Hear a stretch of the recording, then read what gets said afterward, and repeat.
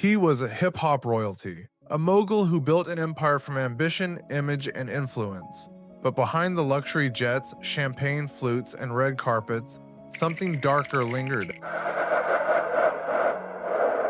Whispers turned into lawsuits, rumors turned into investigations, and a man once seen as unstoppable became the center of one of music's most disturbing scandals. This is the story of how Sean Diddy Combs built an untouchable empire, then watched it crack. Diddy's rise was the definition of the American dream. He started as an intern at Uptown Records in the early 90s, known for his work ethic and arrogance in equal measure. In 1993, he founded Bad Boy Records, and soon after, Biggie Smalls became the face of a new era in rap.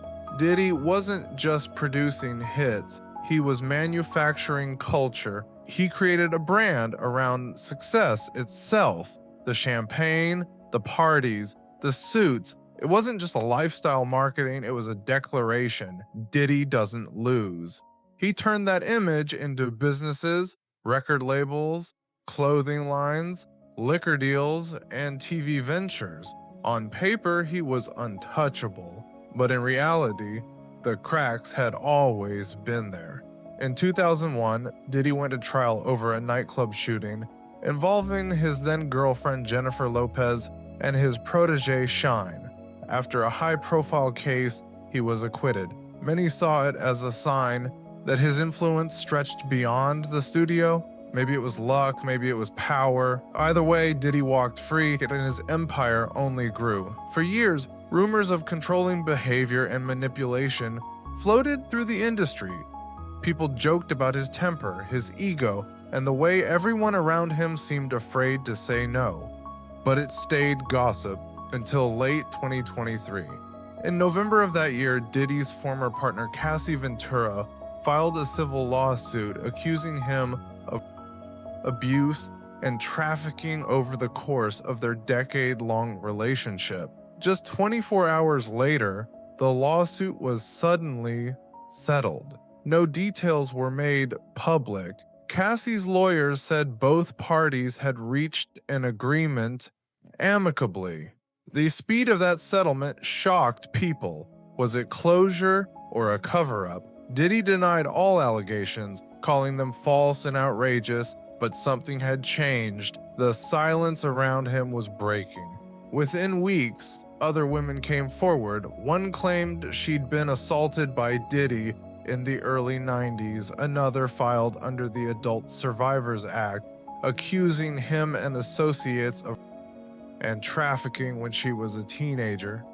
Over the next few months, lawsuits piled up, each alleging abuse, coercion, or worse. Some claimed drugs, hidden cameras, and blackmail tapes were involved. To be clear, some of these allegations remain unconfirmed. Not all were proven in court, but there were enough patterns, enough consistency, that it became impossible to ignore. Then came March 2024. Federal agents raided Diddy's homes in Los Angeles and Miami as part of an ongoing trafficking investigation. Helicopters, armored vehicles, the works. The images looked like a movie scene. Diddy wasn't arrested that day, but the message was clear. The empire was finally being questioned. And honestly, if you need an armored raid to check your house, that's not exactly the mark of a quiet weekend. By September, the situation escalated again. Prosecutors charged Diddy with racketeering conspiracy, sex trafficking by force, and transportation for prostitution. The indictment painted him not as a single bad actor, but as the head of a network that enabled and concealed abuse. The charges shocked the industry. Diddy's entire image, luxury, success, and power was now synonymous with exploitation and control. When the trial began in May 2025, the courtroom became a stage. Prosecutors presented witness statements, text messages, and financial records. They argued Diddy used his wealth and fame to manipulate people, trap them in cycles of loyalty, then destroy them when they resisted. His defense team fought back, saying the claims were exaggerated, old, or fabricated for money. They said the timeline was inconsistent and the accusers were seeking attention, but there was too much smoke for anyone to believe there hadn't been a fire somewhere. After months of testimony, the jury delivered a mixed verdict. Diddy was acquitted on the racketeering and sex trafficking charges, largely because prosecutors couldn't prove them beyond a reasonable doubt. But he was convicted on 2 counts of transporting individuals for prostitution under the Mann Act. In October 2025, he was sentenced to just over 4 years in prison and fined $500,000. Not the outcome many expected, but finally, accountability in some form. So how did it take decades for this to happen? Diddy's power wasn't just money, it was infrastructure. He built layers of protection: lawyers, NDAS, employees, friends, and business partners who all had something to lose if he went down. People who could make problems disappear with a call or a check. NDAs were reportedly routine. Employees couldn't talk, girlfriends couldn't talk, associates couldn't talk. Silence was built into the system. When stories did surface, they were brushed aside as jealousy, revenge, or just another lawsuit. Even Cassie's case, filed and settled within 24 hours, proved how money moves faster than justice. Settlements end lawsuits, but they don't end suspicion. There's also the media factor. Diddy wasn't just an artist, he owned media companies, had major advertising partnerships, and sat at the intersection of entertainment and corporate power. If a journalist wanted access to his events, interviews, or connections, they played nice. That's how narratives get filtered. Over time, his legend grew larger than life. People called him a genius, a visionary, a businessman who made it out, but that same image insulated him from accountability. When you become a brand, people protect the investment, not the truth. But some former associates now say they were afraid to speak out. Others claim they didn't realize the full picture until years later. A few still defend him publicly, saying the allegations don't match the man they knew. Maybe that's true. People are complicated, but too many stories lined up for it all to be coincidence. It's important to say not every allegation has been verified. Some remain civil suits. Some were dismissed for technical reasons, not innocence. A few plaintiffs lacked physical evidence, and others came forward decades later. Those are fair limitations, but legal doubt doesn't equal moral innocence, and the fact that multiple women and some men made independent claims over 30 years paints a picture of pattern, not misfortune. Let's talk about the cost for those who spoke up. Many of the accusers faced public ridicule, online hate, and threats. Some lost work, others vanished from social media entirely. When you go up against a billionaire with influence in media, the backlash can be just as damaging as the abuse itself. Diddy's lawyers called it all a money grab.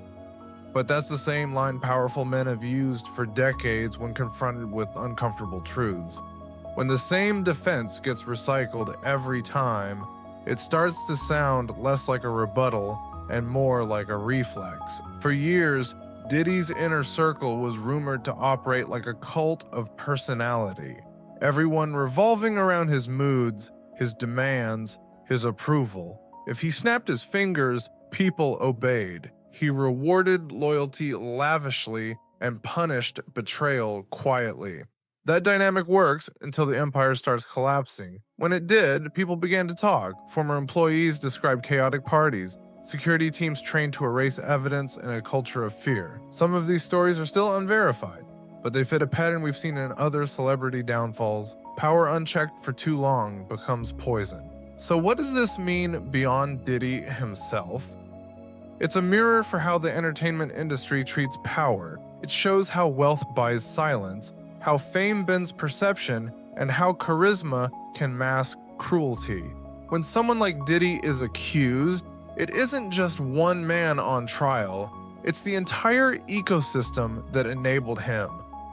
Brands cut ties, radio pulled his songs, Revolt TV dropped his leadership, endorsements vanished overnight. The same machine that built his empire turned against him the moment he became a liability. It's ironic, the empire didn't fall from lack of strength, it fell because it relied on fear, not respect. Once fear faded, the walls caved in. Still, not everyone turned their back. Some fans insist he's being framed or targeted because of race, success, or politics. That's always the narrative when powerful men fall. People confuse criticism with conspiracy. But truth doesn't care about your net worth or your Spotify streams. We have to be honest. Not every claim against him has proof. There are inconsistencies, gaps, and questionable witnesses. But even if only half were true, it would still paint a disturbing picture. His trial revealed more than evidence. It revealed how systems fail to hold power accountable until public outrage forces their hand. If Cassie hadn't spoken up in 2023, would we even be talking about this? Probably not. When people say innocent until proven guilty, they forget that's a legal standard, not a moral one. A jury can clear you, but that doesn't erase the damage you've caused if you used your influence to silence others. In the end, Diddy became a symbol of wealth without restraint, talent without empathy, and fame without consequence. For decades, he stood on a pedestal built on hits and headlines, but the higher the pedestal, the harder the fall. It's hard not to feel a mix of emotions. There's anger for the victims, frustration at how long it took, and disbelief that one man could wield so much control for so long. And there's a grim sense of irony. The man who called himself Love left behind a trail of pain. The disturbing reality isn't just what Diddy allegedly did, it's that the industry allowed it, protected it, and in some ways benefited from it. The machine that celebrated him also shielded him. And as long as there's money to be made, there will always be another Diddy waiting in the wings. The lesson here isn't about cancel culture, it's about consequence culture. When fame and money become armor, it's the job of the public, the press, and the courts to pierce that armor. It shouldn't take 30 years for accountability to arrive. So where does this leave Diddy now? He's serving his time, his companies are in freefall. His reputation, once untouchable, is now radioactive. And even when he gets out, he'll never return to the pedestal he once ruled. But the story isn't over. Multiple civil cases remain open. New accusers keep coming forward, and investigative journalists are still uncovering more details, some of which could reshape what we think we know. There's even talk of a Netflix documentary exposing the full timeline of events. Whether that will reveal truth or just add more spectacle remains to be seen. For now, one fact remains: power protects itself until it can't. This was never just about one man. It's about what happens when an entire system values silence more than justice. The disturbing reality of Diddy's untouchable empire isn't that it existed, it's that it thrived for so long. Nobody is untouchable forever.